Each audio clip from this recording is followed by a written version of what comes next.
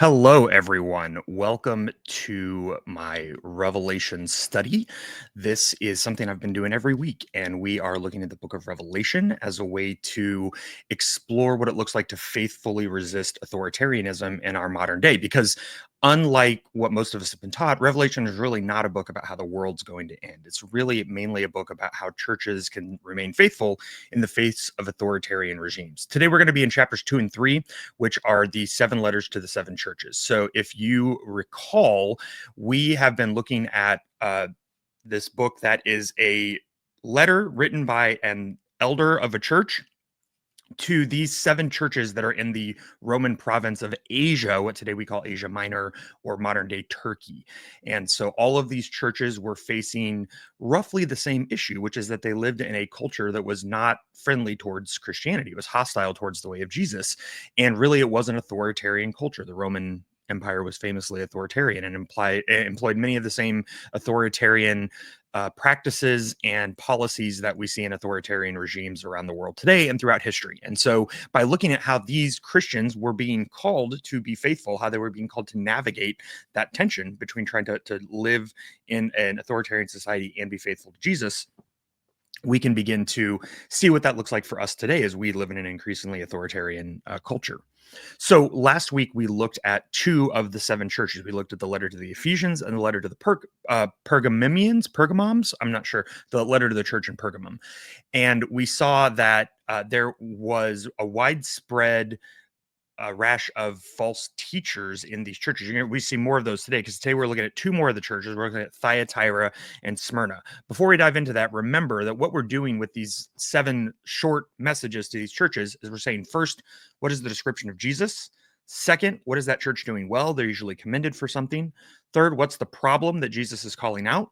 Fourth, what is the warning that Jesus gives them? What is the promise that he gives them? And then how does all of this connect to the city's identity, its history and its context and all of that? And then we finally work to summarize what's going on here. So let's begin with the letter to the church in Thyatira. I'm assuming you've already read these before you tuned into this. If not, you can pause this and go read it if you want. But here is the church in Thyatira. So who is Jesus? Jesus is referred to, again, this description is coming from that crazy vision of the cosmic Jesus we saw in chapter 1, right? His eyes are like fire, and his feet are like burnished bronze. Eyes and heart refer to knowing or judging, similar to the sword that came out of his mouth in the letter to Pergamum. And the feet symbolize action. So later, Jesus tells them that he is the one who searches minds and hearts and who will give to each of you as your works deserve. So you can see those corollaries there. Also behind this picture of Jesus is a reference to an angelic figure in Daniel 10, who some scholars think might have been the angel Gabriel, who comes not only to assure Daniel of the future, but also to tell him that this angel is waging war against the empire who oppose God's people. So again, there's this like echo of previous literature and lore and divine activity in previous Hebrew scriptures. That happens all throughout Revelation. John was a very, very good and attentive interpreter of the Hebrew scriptures. So what are the Thyatirans doing well? Jesus says, I know your deeds, your love, and your faith, and your service and your perseverance, that you're now doing more than you did at first. Okay, the problem is they have a woman among them who is one of these false teachers. John calls her Jezebel, which is a reference to the infamous queen who is the wife of Queen Ahab. Little plug for my book. If you've read Empathy for the Devil, then you have lots of background on Jezebel. She's one of the 7 villains I highlight in there. But whatever she's doing, she is again misleading them into sexual immorality, which is again not literal sexual immorality, but actually idolatry. So they're worshiping false gods, which in this case probably means the Roman gods. We'll get to that in a moment. Jesus's promise is that he's going to repay each of them according to their deeds. So again, he's not interested in what they're thinking. He's interested in what they're doing, which is a really important point. His promise is that he will give them authority over the nations. And there's this little reference to a psalm there, ruling them with an iron scepter and dashing them to pieces like pottery.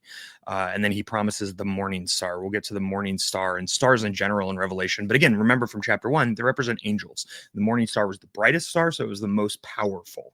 So Jesus is promising them power and authority if they will remain faithful to him and not follow the teachings of this false teacher who's a woman. Now, the connection to the city, Thyatira was the least important of the seven cities that we're looking at here, but it was famous for having a really strong merchant class. And that means that there were lots of guilds in Thyatira. In fact, the image that you can see on the screen there is a fresco of one of the guilds. I think it was the Tin Makers Guild. The guilds were really important because, much like unions today, if you were not a part of the guild, you likely were not going to get employment. And the guilds were organized around the gods that they worship. So, the Tin Guild would have likely offered sacrifices to the gods of metallurgy and things like that. And so this was where the false teaching was really coming in, because the Christians who were refusing to worship the Roman gods anymore were being kicked out of the guilds, and therefore they were not being able to work and feed their families. So you had someone like this woman that's called Jezebel, or like the Nicolaitans, or the Balaam that we saw also, who were basically saying, look, as long as you believe in your heart that Jesus is God, you can do whatever you want. You can eat the meat sacrificed to idols or whatever. Just don't mean it. But here Jesus is saying, no, like what you do matters, right? It's not just what's in your heart, it's what's in your behaviors as well. And we're going to see that tension throughout Revelation, because again, one of the big temptations when we are facing persecution is to conform and try to separate our hearts and our actions, right? Our eyes and our feet. But Jesus says these things are one, and I know them both, and you're going to be judged by how unified those things are. It's really tough. Okay, let's go over now to the church in Sardis, because again, they're facing a very similar situation. Okay, Sardis is interesting because they were a city that was on this big hill. You can see it there, the Acropolis there of Sardis. And so it should have been super easy to defend, but actually twice in its history, the city had fallen to surprise attacks that succeeded because the guards were not paying attention. This was in the 5th and the 3rd centuries BCE. So, I mean, again, like 500 and 300 years ago, or actually 600 and 400 years ago from the perspective of our listeners, but that was part of the city's culture. It was this big shame that their guards had been caught napping, right? And then in the 17th century CE, so about 65 years before this book, maybe a little longer, there was a fierce earthquake that had devastated the city, and it was rebuilt with help from Rome. This is something we see over and over in this region, which is really prone to earthquakes, is that Rome would come in and pay them to rebuild the city, and so then the city would be really loyal to Rome, literally buying their loyalty. They had several Roman temples in the city, either to the Roman gods or to the imperial cult, and all of that. So in the letter to the Sardines, I'm going to call them, right? Who is Jesus? He is the one who holds the 7 spirits of God and the 7 stars. Again, very similar to what we saw in the Ephesians, where this is talking about Jesus as the one who is in control of the church and the angels of the churches.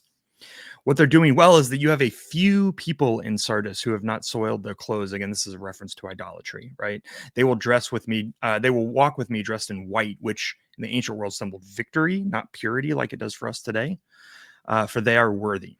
The problem is you have the reputation of being alive, but you are dead.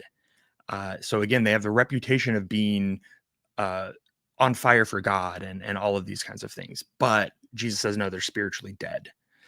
The good news is they're only, apparently, in the words of Miracle Max, mostly dead, not all the way dead, because his warning is wake up, right? If you do not wake up, I will come like a thief, and you will not know what time I come to you. The promise is that the one who is victorious will be dressed in white, and he will never blot their name out from the book of life.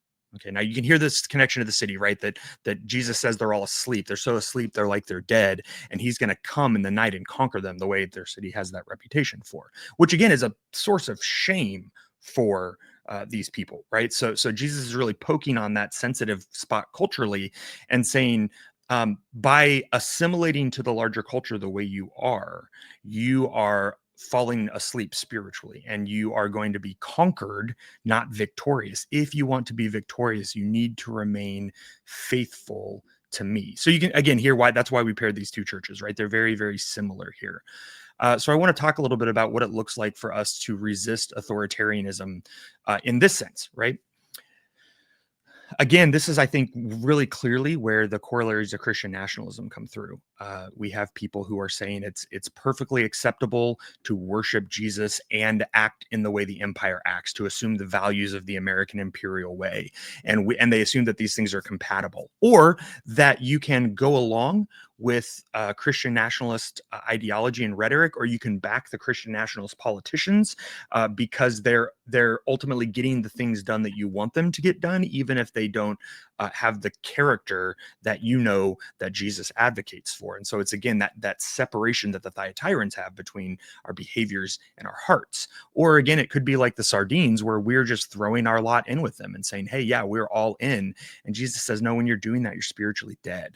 And the good news is it's not too late to wake up. So both of these cities, much more strongly than the letter to the Ephesians or to Pergamum, are calls to repent, right? It's not too late to wake up. It's not too late to earn those white victory robes. It's not too late to get out of the bed that Jezebel has invited you into and stop prostituting yourself to the empire, right? It's not too late for these things.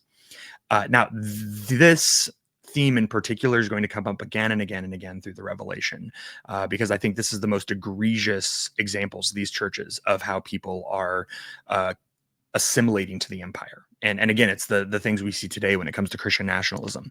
Next week, we're going to see two churches that are resisting, that are remaining faithful, and they're suffering for it. And then we'll have one more week of churches and kind of reviewing and getting set before we dive into the first set of visions. So I'd love to hear what you think about these churches, where you see some corollaries to what's going on today, and maybe what it looks like for you to resist Christian nationalism as well. In the meantime, thank you as always for subscribing. Remember, this is always free, but if you do want to subscribe and support, you're welcome to. Thanks for watching. Cannot wait to hear your feedback. And until next week, grace and peace be with you.